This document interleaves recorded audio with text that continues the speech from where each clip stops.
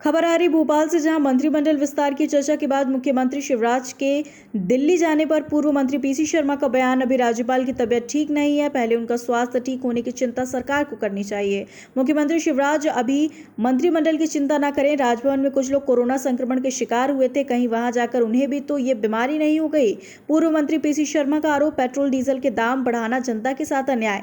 मार्च में जितने petrol diesel के दाम थे उतने ही दाम किए जाएं। अंतर्राष्ट्रीय बाजार में कच्चे तेल के दाम तो कम हैं। गवर्नर साहब का स्वास्थ्य ठीक नहीं है, वेंटिलेटर पे हैं। ईश्वर से कामना है कि वो जल्द स्वस्थ हों। लेकिन इस बीच जब गवर्नर साहब अस्वस्थ हैं और गवर्नर हाउस में कोरोना हुआ था उस समय, और कई लोग संदिग्ध पाए गए थे, ये भी एक सोच का विषय है कि कहीं गवर्नर साहब को भी यही बीमारी जब वहाँ पहुँचे तब तो नहीं हुई। तो मैं समझता हूँ इस बीच मंत्रिमंडल की बात और चर्चा करना ये बेईमानी है कि गवर्नर साहब जो ओहद दिलाएंगे उनकी तबीयत जब तक ठीक नहीं हो जाए, इसकी चर्चा करना कहीं से भी उचित नहीं है, अनुचित है। दूसरा, 15 दिन से लगातार, जबकि इंटरनेशनल मार्केट में क्रूड ऑयल के भाव आधे से भी कम हो गए हैं, लगातार कम हो रहे हैं, तो सीधे सीधे आम जनता के जेब में डाका डालने वाली बात है। कल ही 35 पैसे पेट्रोल और करीब 60 पैसे डीजल बढ़ा है। 86 रुपये का रेट लगभग हो गया है भोपाल में डीजल पेट्रोल का।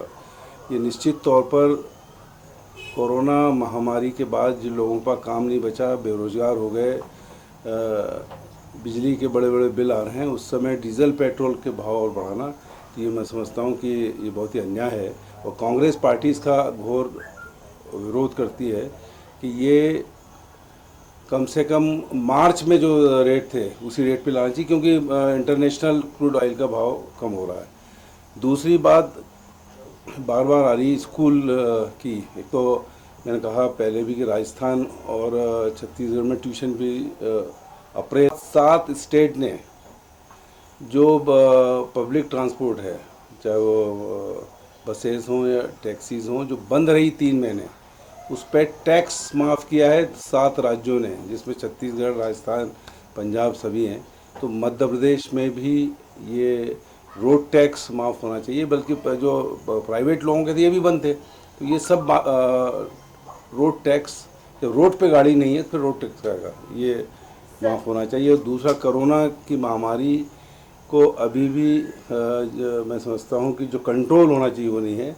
हिंदुस्तान की बात करें तो 4.25 लाख से ज़्यादा हो गए हैं और 13,500 लोगों की जान चली गई, और मध्य प्रदेश में लगभग 10,000 से ऊपर संक्रमित हुए हैं।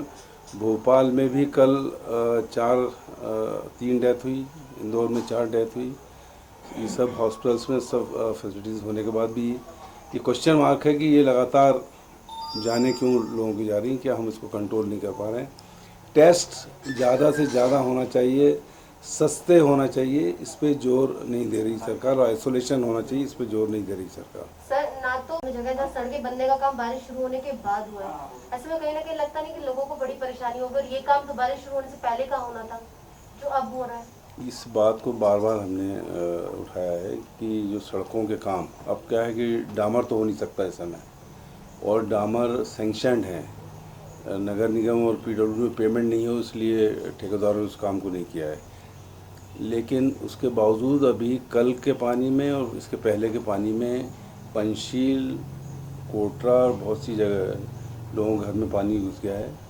बहुत सी चीज़ें मैं खुद जाके मैंने पर्सनली देखा कि अगर ये समय रहते नहीं रोका गया तो आगे आने 2-3 दिन के बाद फिर भोपाल में हैवी रेंस होने वाली है। अभी ये 2-3 दिन मिले हैं, इसमें पूरे प्रिपरेशंस कर लें, नहीं तो कैजुअलिटी होगी, उसके लिए प्रशासन और नगर निगम जिम्मेदार होगा। और दूसरी बात यह है कि जो काम सैंक्शन है पूरा, उसके भूमि पूजन पे अभी रोक लगी हुई है। मैं सोचता हूँ भूमि पूजन हो जाए, चाहे वो सोशल डिस्टेंस 4-5 आदमी के हिसाब से हो, वो काम शुरू हो जाएंगे, तो उसमें बहुत से कंक्रीट के इस तरह के काम हैं जो अभी हो सकते हैं। इनके होने से आम जनता को उससे राहत मिलेगी और काम हो जाएगा। दूसरा, हमने पूरे बड़ी दुकानें खोल दी,